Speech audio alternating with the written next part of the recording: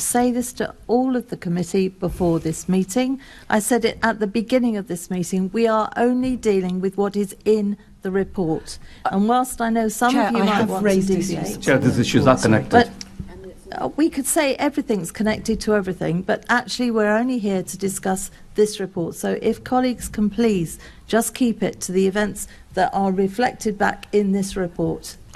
Chair, I do think this is it's absolutely at the crux of how the trust and confidence in the Commissioner was lost, and I do think it is reflected in the report. I keep referencing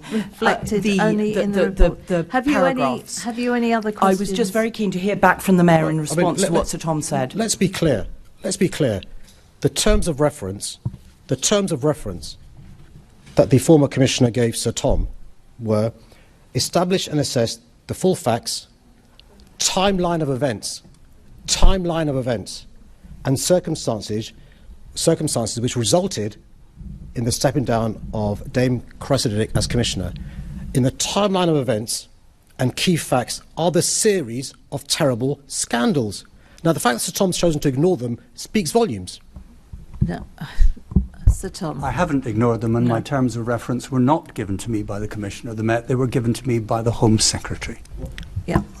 I'll make my point. So the Home Secretary is saying to Sir Tom, establish and assess the full facts.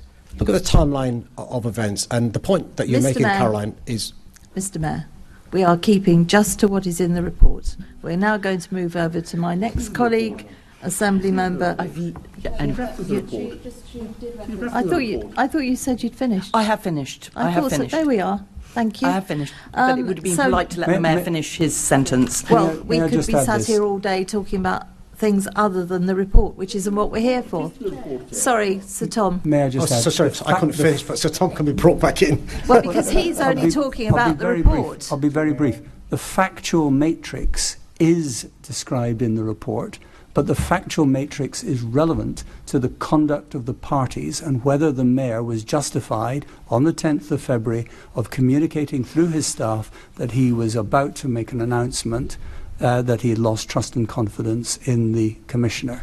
And the critical period is between the 19th of January and the 10th of February. It is indeed. Assembly Member Neil Garrett. Mr Mayor, did you ask the Commissioner to act unlawfully or outside her powers? No. Sorry, could you switch your microphone on? I believe you've finished getting your drink. Appreciate it, sir. Thirst-inducing conversation. So did you ask the former Commissioner to act unlawfully or outside her powers? No. So this is specifically, obviously, in relation to the meeting of the 2nd of February.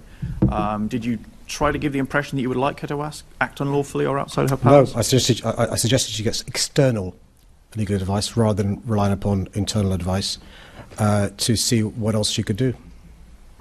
You didn't try to put pressure on her or get anyone in your team to put pressure on her to act in a way which you obviously would know would not be within her powers. No, and the minutes that were taken, don't say that either. So this is in connection to the request to dismiss officers. So there are a number of officers who were flagged as part of the Operation Houghton investigation, and the Commissioner's recollection is that you just wanted her to fire the lot of them. So you've got my version of events. Well, I'm putting it to you, so you have an opportunity to respond. Yeah. You've got my version of events, the Chief of Staff's version of events, the Deputy Mayor's version of events. You've got the minutes, and then you've got Dame Cressida and Sir Tom's version of events. Mine are different to theirs. Right. This is why I'm now asking you the question. Is that what happened? So that's what the Commissioner thinks happened. She got the impression that you wanted her just to sack all of those officers. And is that not what happened? No, I thought I'd answer that question, but you haven't answered the question. You answered by just quoting the fact that there are lots of versions of events. So I'm asking you specifically about what your version of events. So did you make any requests in relation to getting rid of those officers, including, as you would know, some of those officers had already been through a process with the IOPC and had already been cleared? What I said publicly and to Dame Cressida is the public could not understand why some officers had been promoted, many officers were still serving, and she'd accepted the IOPC's version of events. I'd suggested that she gets legal advice, external legal advice, in relation to the position. They probably are two conclusions that have been reached. The legal advice would have said, actually, Dame Cressida, there's nothing else you can do. And that would be a virtue in relation to the Commissioner showing she's trying her best to address serious issues. The second thing the legal advice may have come back with is actually there are things you can do to, in relation to that. Dame Cressida was not minded to get that external legal advice, and that's one of the things I was suggesting she should do. But even in public, though, your public comments are that all of those officers, people can't, I think your quote was, no, the public can't understand why any of those officers are still there, but surely you knew that some of those officers had been investigated and cleared. No, the public, and the public couldn't understand, the public still can't understand. But you knew that some of them had been investigated and cleared, so what did you think should happen with those officers? Well, no, that's upon legal advice, because I've given you two examples. On Child Q, sorry, the IPC said... Some of those officers, you surely knew this at the time and you certainly know it now, some of those officers had already been investigated by the IOPC and had already been cleared or found no case to answer. What did you think should happen with those officers? Well, no, all we had was the IOPC report. My point being is, what the Commissioner should be doing is to give confidence to the public about the way the police are policed. That's part of sacking officers who've been cleared. Because that's what she thinks you wanted her to do. Those are your words, not mine. I'm putting them to you because you're not really you're not engaging with the point that I'm making. Some of those officers, we assume, have been involved in serious wrongdoing and need to be investigated. I think all of us in this room would share the idea that unfit officers need to be removed, but you can't just sack people who have been found to have done nothing wrong. The Commissioner's view is that that's what you wanted her to do. Well, let's be clear. So what do you think should happen specifically with those officers whose name came up in relation to that investigation but who had been investigated and cleared? Let's be clear. I don't agree with you when you say those officers have done nothing wrong. So we disagree there, and I think London is with me, not with you. So when the IOPC cleared them, you think they were wrongly cleared? Well, your words were, those officers have done nothing wrong. My view is those officers have done something wrong.